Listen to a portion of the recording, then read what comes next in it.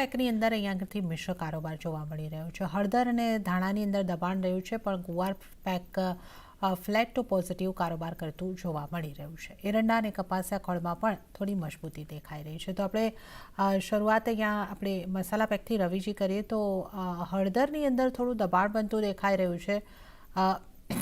ધાણા અને જીરામાં થોડી પોઝિટિવિટી આવી છે 5% આસપાસની.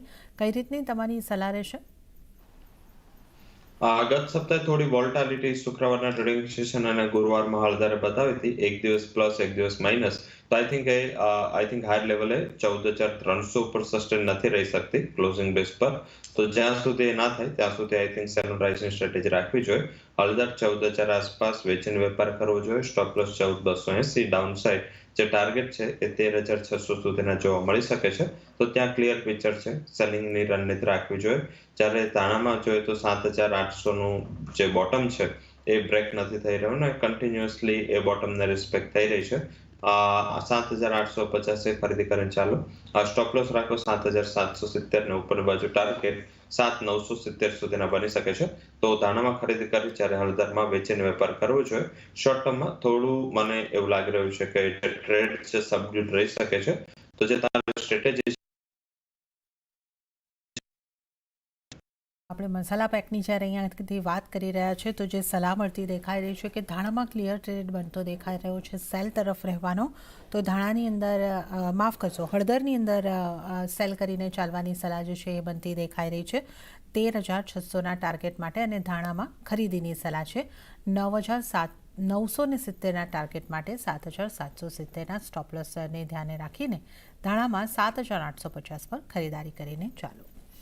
ત્યારે જ ગુવાર પેકની જો આપણે વાત કરી લઈએ તો ત્યાં થોડું દબાણ બનતું દેખાઈ રહ્યું છે. ગુવાર કમ 5% જેવું દબાણ અને ગુવાર સીડમાં હલકું દબાણ બનતું દેખાઈ રહ્યું છે. કઈ રીતની આપની સલાહ રહેશે ગુવાર પેક પર રવિજી? બંને ગુવાર સીડ ગુવાર ગમ આપણા લાસ્ટ જે મંડેના શોર્ટ ટર્મનો ટાર્ગેટ હતો બંને અચીવ થઈ રહ્યા છે. અને જેમ આપણે કીધું હતું કે ગુરુ શુક્રવારે ઓલવેઝ થઈ જ આવે છે. આનું એક સ્ટ્રક્ચર બની ચૂક્યું છે. એક્સપાયરીના જ્યારે મીન્સ કે સ્ટેગર્ડ પીરિયડ ચાલુ થાય ડિલિવરીનો, એના 2-3 દિવસ પ્રેશર હોય છે. અને છેલ્લા ટ્રેડિંગ સેશનમાં બધું જ પ્રેશર છે એ ઓછું થઈને ટ્રેડ છે એ 5,400 તરફ ગુવાર સીડ અને 10,800 સુધી ગુવાર ગમ આ જ રીતેની મોમેન્ટમ આપણે આ ટાઈમે પણ જોઈશે.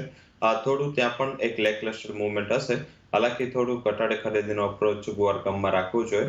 10,400 આસપાસ ખરીદી કરો. ટ્રેડિંગ પર્સપેક્ટિવથી 10,240નું સ્ટોપ લોસ અને 10,700 સુધીના લેવલ ત્યાં જોવા મળી શકે છે.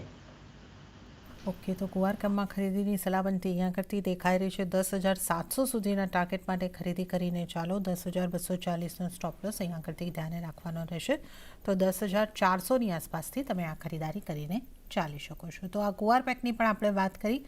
કેસ્ટરમાં પણ આજે થોડી ખરીદારી દેખાઈ રહી છે 0.40%ની આસપાસની ખરીદારી દેખાઈ છે. 6,400ની આસપાસના એરંડાની અંદર આપણે અહીંયા કરતી લેવલ્સ જોઈ શકીએ છીએ. રવિજી, આપની અહીંયા કઈ રીતની સલાહ રહેશે? જ્યારથી કેસ્ટર ઓઇલના પ્રાઇસીસ સતત એક સાઉથવર્ડ ડિરેક્શનમાં હતા અને પ્રાઇસીસ બહુ વીક થઈ રહ્યા હતા, અને એ લાસ્ટ વીકમાં સ્ટેબલ થઈ રહ્યા છે. અને આઈ થિંક એના હિસાબે આ વખતે જોઈએ તો લો લેવલથી કેસ્ટરમાં સારી રિકવરી પણ છે. થોડું વેધરને લઈને અનસર્ટનિટીઝ અને ચિંતા છે, એટલે અરાઇવલ્સ થોડી લેટ જ આવશે.